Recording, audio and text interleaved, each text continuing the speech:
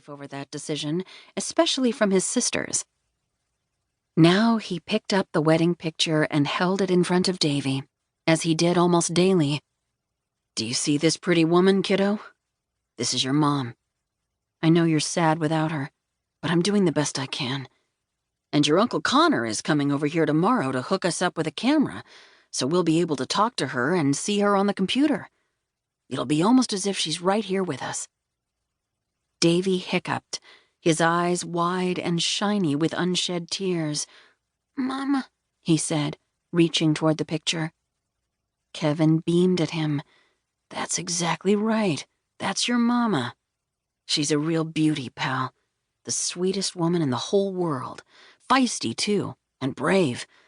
Boy, does she have a mind of her own. She's going to keep both of us on our toes once she gets home."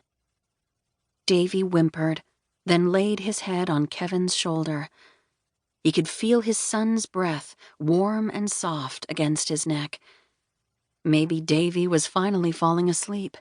Maybe they'd both finally get some much-needed rest. The wistful thought had barely come to him when the doorbell rang, snapping Davy awake with a start. The crying started up all over again, even as Kevin cursed under his breath and headed for the door. When he opened it, the sight of two somber men in uniform on the doorstep sent him staggering back. He knew why they were here. God help him, he knew. No. It was the only word he could manage, with Davy still sobbing and his own heart about to break.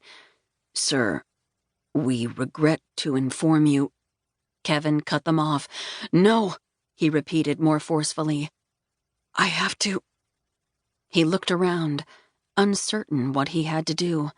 Something, anything, to prevent them from saying what the family of any soldier dreaded hearing. "My son," he said finally. "Let me put him down, please." The two soldiers regarded him with compassion. "Of course, sir." He carried his son into the nursery, but in the end he couldn't let go. He needed that tiny bit of warmth, the human contact, to steady himself for what was coming. He needed to be reminded that, no matter what, he had to keep a grip on things. His boy needed him. From here on out, he and Davy had to be a team, just the two of them. Because even though he hadn't heard the words yet, he knew. Georgia was dead. How and when hardly mattered. Only that one truth with its ultimate finality. Davy's mom, Kevin's wife, wouldn't be back. Their all too brief life as a family was over, practically before it had begun. 1. 13 months later. Kevin glanced out the window of his childhood bedroom. The yard that sloped down toward the Chesapeake Bay was decorated with balloons. Piles of presents sat on a picnic table next to a cake decorated with toy trucks, Davy's favorite things. All of the O'Briens had gathered to celebrate his son's second birthday, but Kevin could barely summon the energy to get out of bed. Despite his resolve to be strong for Davy, he'd pretty much been a wreck since George's death. Not able to get a fix on anything, unable to make even the most basic decisions about his life. He had made 3 decisions, though. He'd quit his job as a paramedic, he'd sold the townhouse, which was filled with memories of his too brief marriage, and he'd moved home.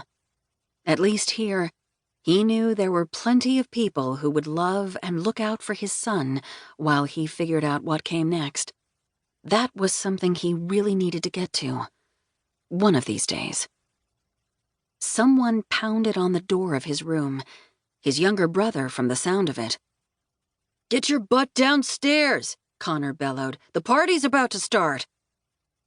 Given his choice, Kevin would have crawled back into bed and pulled the pillow over his head to block out the sound of laughter coming from outside. He wouldn't, though. For one thing, even if nothing else in his life made sense, his son was the most important person in it. Kevin wouldn't let him down. For another...